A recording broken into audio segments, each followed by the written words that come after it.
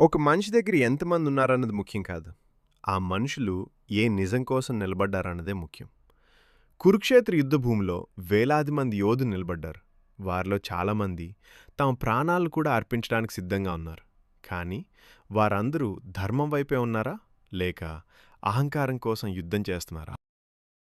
కురుక్షేత్రంలో యుద్ధం మొదలు కాబోతోంది. ఒకవైపు పాండవులు, మరోవైపు కౌరవులు.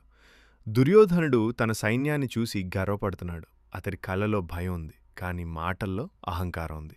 అతడు ద్రోణాచార్యుని దగ్గరికి వెళ్ళి ఇలా అంటాడు: నా కోసం ప్రాణాలివ్వడానికి సిద్ధంగా ఉన్న అనేక మంది మహావీరులున్నారు. వాళ్ళు యుద్ధంలో అపార నైపుణ్యం కలవారు, అనేక ఆయుధాల్లో దిట్టలు.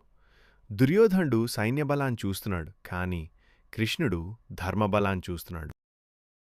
అన్యే చ బహవశూరా మదర్థే త్యక్తజీవితాః నానానాశస్త్రప్రహరణాః సర్వే యుద్ధవిశారదాః.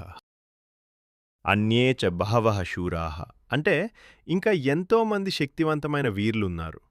మదర్థే త్యక్తజీవితాః నా కోసం తమ ప్రాణాలు కూడా విడిచిపెట్టడానికి సిద్ధంగా ఉన్నారు.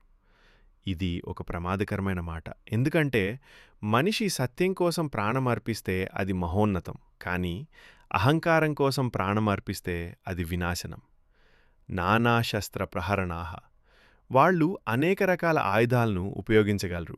సర్వే యుద్ధ విశారదాః వారందరూ యుద్ధంలో అపార అనుభవం కలవారు.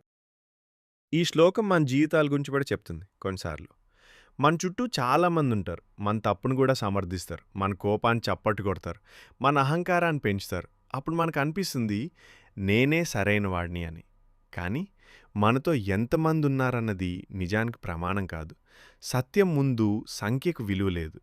దుర్యోధనుడి దగ్గర మహాసైన్యం ఉంది, కానీ ధర్మం లేదు. పాండవుల దగ్గర తక్కువ మంది ఉన్నారు, కానీ కృష్ణుడున్నాడు. జీవితంలో కూడా సత్యం వైపు నిలబడేవాళ్లు చాలాసార్లు ఒంటరిగా కనిపిస్తారు. ఈరోజు సోషల్ మీడియా ప్రపంచంలో కూడా ఇదే జరుగుతోంది. ఎక్కువ మంది ఒకరిని ఫాలో అవుతున్నారని.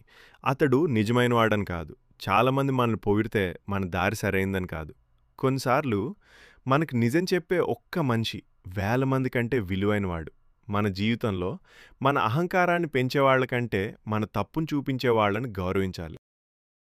అధర్మానికి లక్షల మంది తోడైనా ధర్మం చివరికి గెలుస్తుంది. ఎందుకంటే అబద్ధానికి శబ్దం ఎక్కువ, కానీ సత్యానికి శక్తి ఎక్కువ. సంఖ్యలు చరిత్రను మార్చవు, ధర్మమే చరిత్రను సృష్టిస్తుంది. భగవద్గీతలోని ప్రతి శ్లోకం మన జీవితానికి ఒక దిక్సూచి.